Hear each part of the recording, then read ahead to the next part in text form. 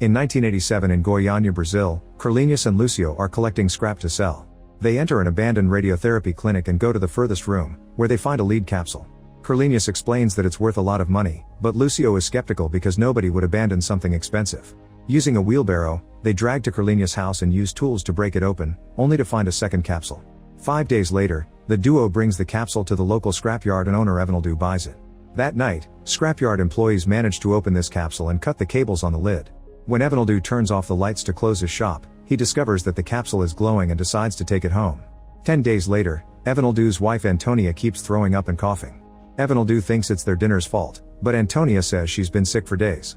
When Evanildo asks about the glowing capsule, Antonia says she has no idea and scolds him for bringing it into the house, calling it evil because she thinks it is what's making them sick. After Evanildo leaves, Antonia reveals she's hidden the capsule under the sink. She asks scrapyard employee Raimundo to carry it and together they get on the bus. Eventually they make it to the health department and wait for hours, refusing to leave without a meeting. Director Janio agrees to hear them out, so Antonia explains that the capsule has made everyone sick, including all the scrapyard employees, Lucio, and Carlinhos. A skeptical Janio thinks it must be food poisoning, but Antonia points out that it happened to families in different houses. Suddenly Antonia feels dizzy and goes outside for fresh air, only to throw up. Janio tells her to go to the clinic, so Antonia says she'll only go if he agrees to get rid of the capsule. Once Janio takes the deal, Raimundo drops the bag and takes Antonia to the clinic. The next morning becomes the first day of the radioactive emergency, which unfortunately coincides with a strike at the general hospital. At the clinic, Dr. Ricardo is checking on all the new patients, Antonia, Lucio, Carlinhos, and the scrapyard workers. They all suffer from dizziness, vomiting, hair loss, and blisters. Meanwhile, nuclear physicist Marcio receives big news from his girlfriend Bianca. She's pregnant, which makes them both very happy. Then they have breakfast with Marcio's father since they came from the city to visit him for his birthday. Bianca thinks they should tell him about the pregnancy, but Marcio refuses. At that moment Marcio gets a call from Ricardo, who shares the patient's symptoms and believes it could be radioactive poisoning. Marcio doubts it because it'd require heavy exposure, so Ricardo tells him about the capsule. Marcio agrees to check it out. Janio picks Marcio up and Marcio uses a scintillometer, which is a device that can detect radiation. As soon as they get closer to the health department, the device goes crazy, and Marcio thinks it must be broken. They decide to go back to a lab to get another one. Meanwhile, Janio's secretary is too scared of the capsule and calls the fire department to get rid of it. When the guys return, they find the road blocked by the fire truck. The scintillometer immediately goes off, so Janio and Marcio run to the firefighter and make him drop the bag. Marcio scolds Janio for being irresponsible and convinces him to organize an evacuation, mentioning Chernobyl as a comparison. Janio activates the fire alarm to make everyone leave the building and the capsule is put back inside. Now Marcio is worried that other places may be contaminated as well, so they check the file to get the scrapyard's address. When they head there, the scintillometer goes off again. They try to talk to Evanildo, but he thinks they're cops and tries to kick them out.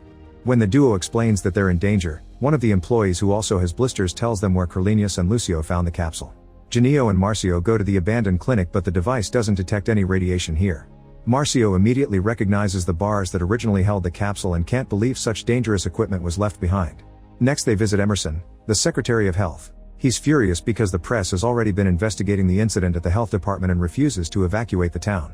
He claims he doesn't have the power to do it, yet he won't call the governor. When Marcio continues to explain how dangerous it is, they call the National Nuclear Energy Commission.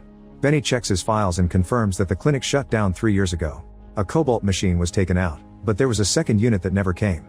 That unit contains cesium-137, a highly radioactive substance. Meanwhile, Marcio finally gets to talk to Governor Roberto and explains that cesium-137 is a fine powder that will jump from person to person. Roberto immediately agrees to evacuate all the exposed people to the local stadium. Afterward, tents and security measures are set up at the stadium.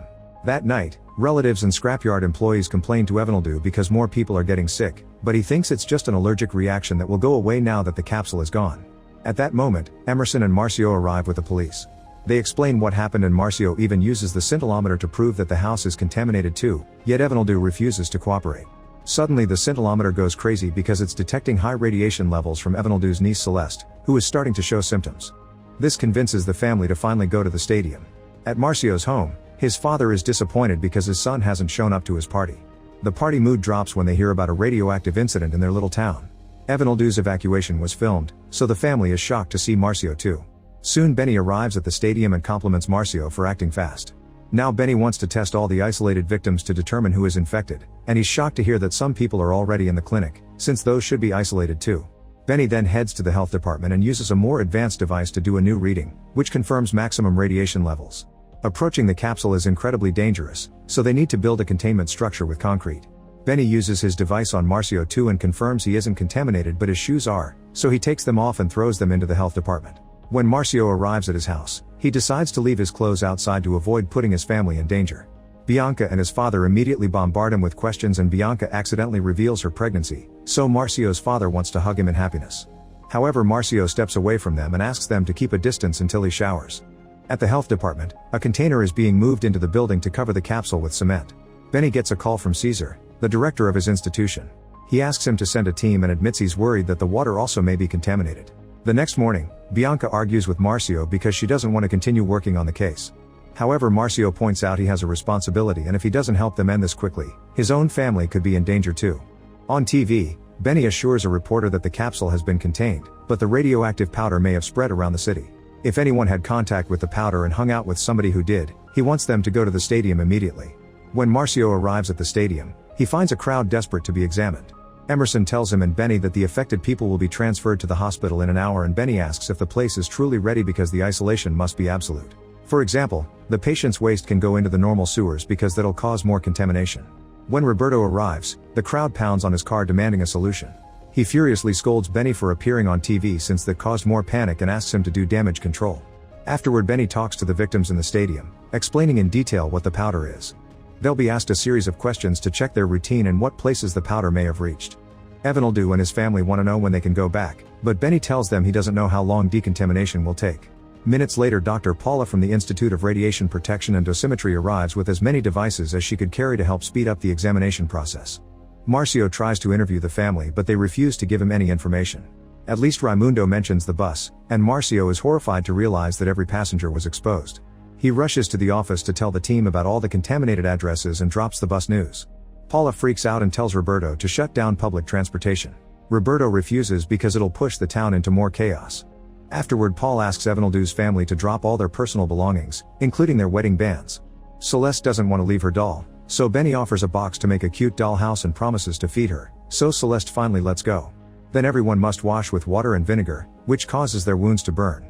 This is followed by taking blood samples. Once the test results are done, most of Evanildo's family must go to the general hospital because they're indeed sick. This includes Celeste and her brother, but their mother Katerina is fine. She refuses to let her daughter go even if that means being exposed to contamination, but her husband João is also sick and assures her he'll take care of their kids. They have a sorrowful goodbye before the bus leaves.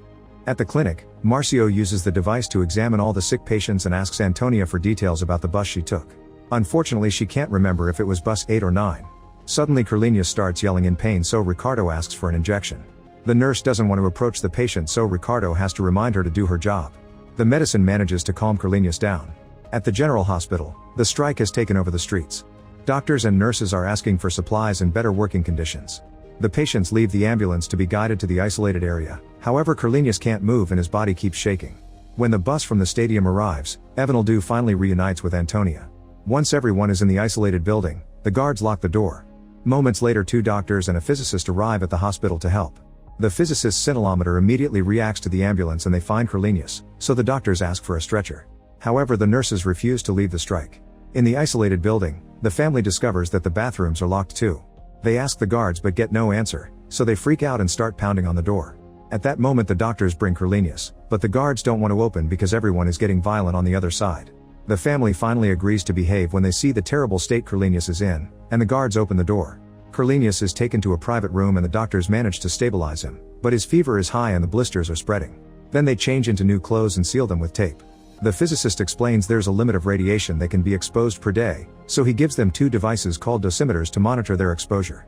Afterward, the doctors introduce themselves to the patients and explain that containers will soon arrive to be used as toilets because their waste is dangerous. They also convince the patients to finally talk more about their routines and who they were exposed to. Moments later, Paula and Benny are visiting all the sites where contamination happened thanks to the doctor's list and realize they have to catch street dogs too. In Carlinhos' house, the scintillometer goes crazy at the spot where the capsule was opened. Some of the powder fell on the garden while they were working. On their way to the scrapyard, Carlinhos and Lucio played a little soccer with some kids on the street. The scrapyard has already been sealed, so the duo goes to Evanildo's house next. The scintillometer has its strongest reaction there, and Antonia's story reveals why. Evanildu found the glowing powder amusing and showed it to the whole family by pouring it on the table. Everyone took a bit of powder to their homes, and a woman even put some on her skin because it looked pretty. At Joao's house, Paula gets another strong reaction from the device. It turns out he told Celeste that it was stardust that fell from the sky and put it on the table for her to play. However, Katerina thought it was trash and threw it in the sink, which means the water could be contaminated. Benny and Paula see that the scintillometer reacts to the sink, but at least the river appears to be fine. They talk to Katerina's neighbor and search her house, only to find more powder at an altar. They immediately find the police to tell them to evacuate and shut down the area. Since Celeste ate her dinner without washing her hands, the doctors don't think she can be treated at that humble hospital.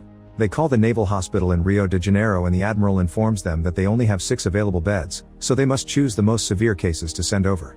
At the bus stop, Marcio keeps his eyes on his scintillometer every time a bus passes by. When there's finally a reaction, he goes aboard and people freak out at the sight of the device. Marcio asks them to stay calm and get tested, but they keep freaking out, so Marcio convinces the bus driver not to open the door and head to the stadium.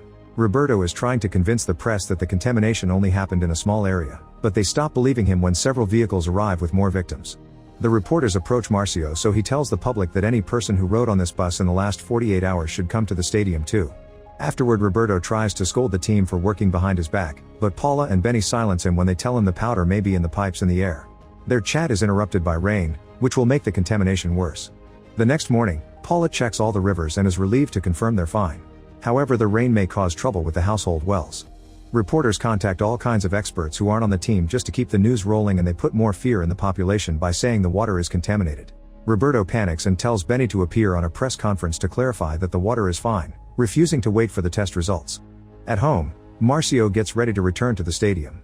Bianca complains and reminds him they have tickets to fly home in the afternoon, so he promises to be back before then. At the stadium, the crowd is even bigger. Benny tells Marcio that he must train the cops and soldiers on how to collect samples and use the scintillometers. Marcio tries to tell him he has to leave, but Benny doesn't let him talk. Soon he's on a boat on the river telling the team how to collect samples, while helicopters scan the area from above with the scintillometers. At the hospital, the doctors try to decide who to send to Rio de Janeiro.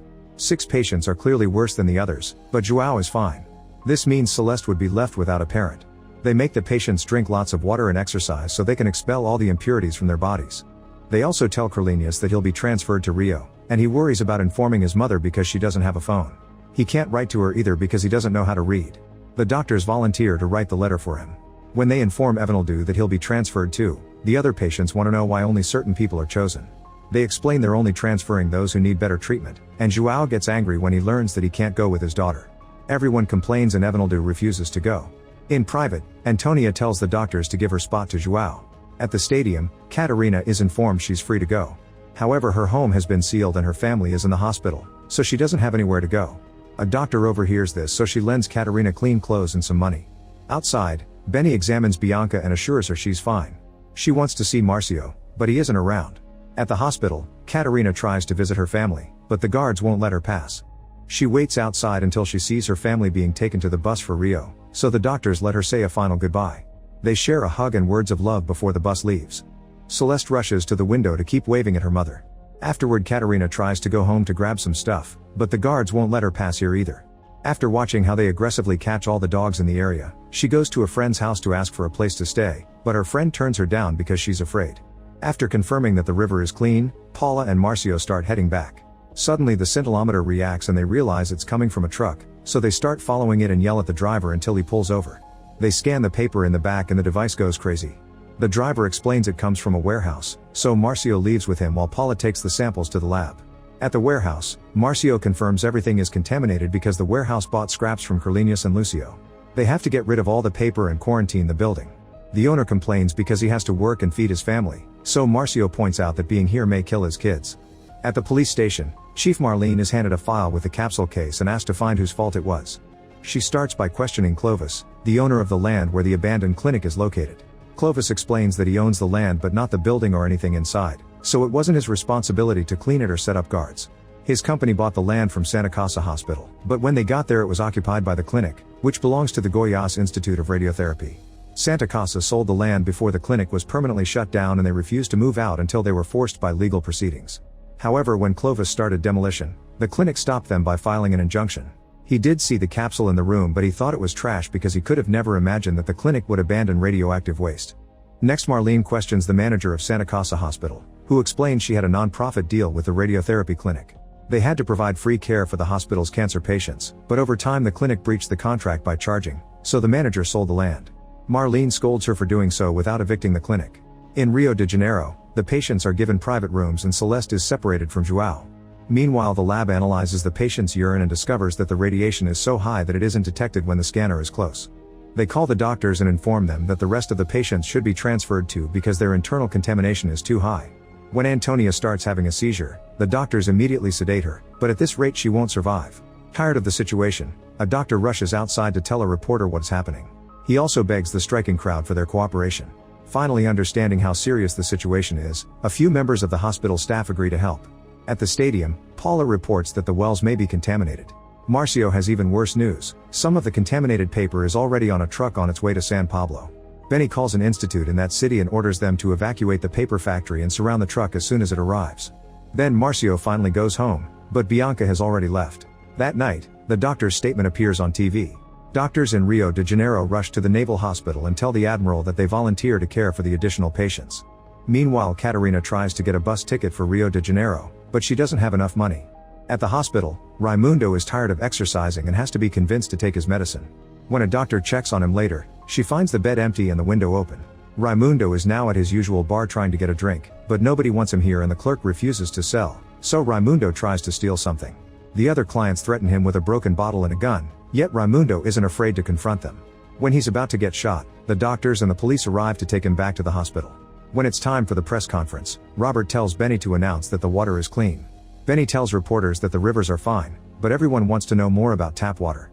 A desperate Benny decides to fill a bottle with water from the fountain and drink it in front of everyone right as Paula arrives with the test results, confirming that tap water is also fine. However, a reporter knows about the truck going to San Pablo and accuses Benny of hiding information. Although Benny explains that the factory was shut down, the police are sent to block the roads. On day 6, the team is concentrating on cleaning the affected places. At Evanildo's house, Marcio finds a dog and approaches it gently, but the dog jumps on him and bites his arm before running away. Marcio is now at risk of being sick, so he's sent to the hospital too. Meanwhile, Evanildo falls into a coma and the doctors can't wake him up. Then Antonia, Evanildo, and a few other serious patients are sent to the naval hospital.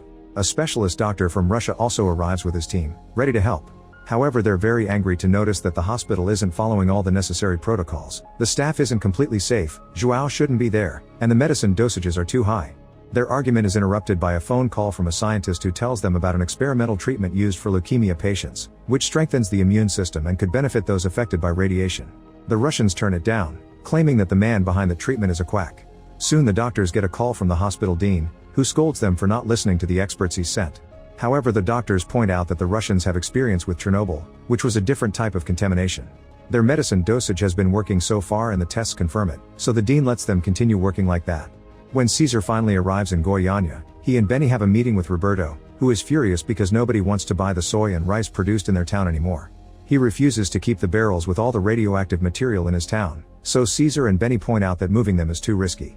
Roberto doesn't care and gives them orders. Benny must find the best empty areas where they can drop the barrels, and Caesar must use his influence as head of the institution to get the deal with the corresponding state.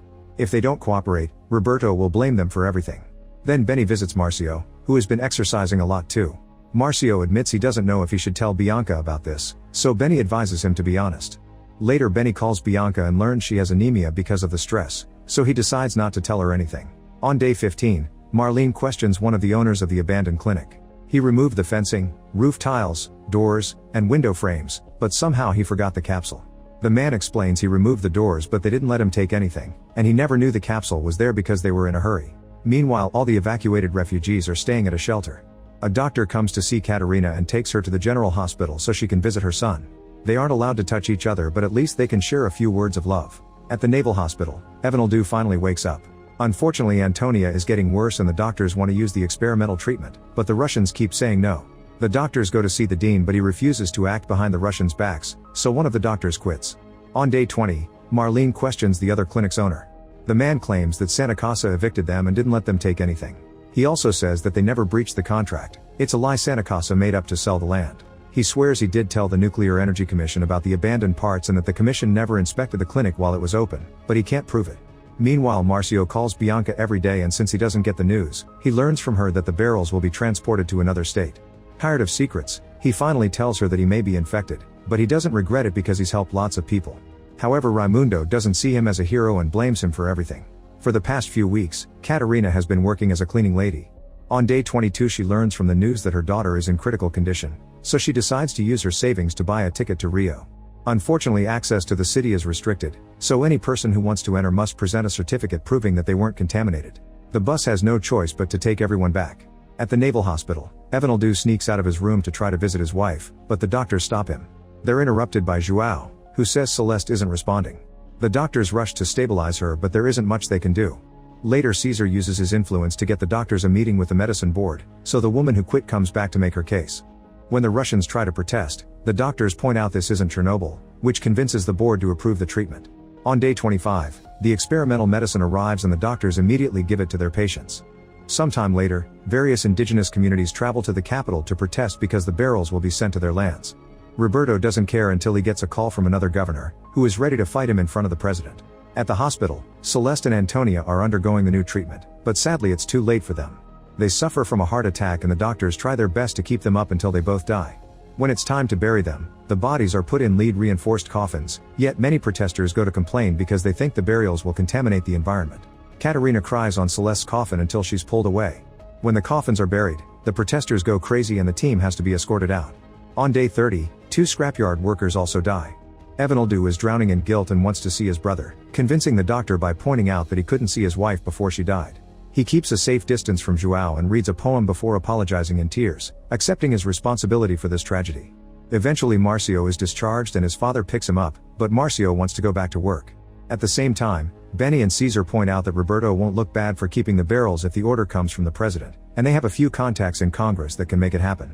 Roberto agrees to start building a storage facility, but they'll tell the public it's temporary until the orders arrive. Sometime later, Benny is informed he's being indicted by the federal prosecutor for manslaughter. Caesar and his lawyer want him to blame the health department, but Benny admits his institution didn't do the necessary checks either. Since he won't be able to work, he asks Marcio to design the storage facility for the barrels. Thanks to Caesar's contacts, a new law is passed, which makes each state responsible for their own waste. Marcio is the leader guiding the construction of the facility, and the capsule is finally taken out of the health department on day 45. However, when they try to take it to the facility, they find the road blocked by protesters.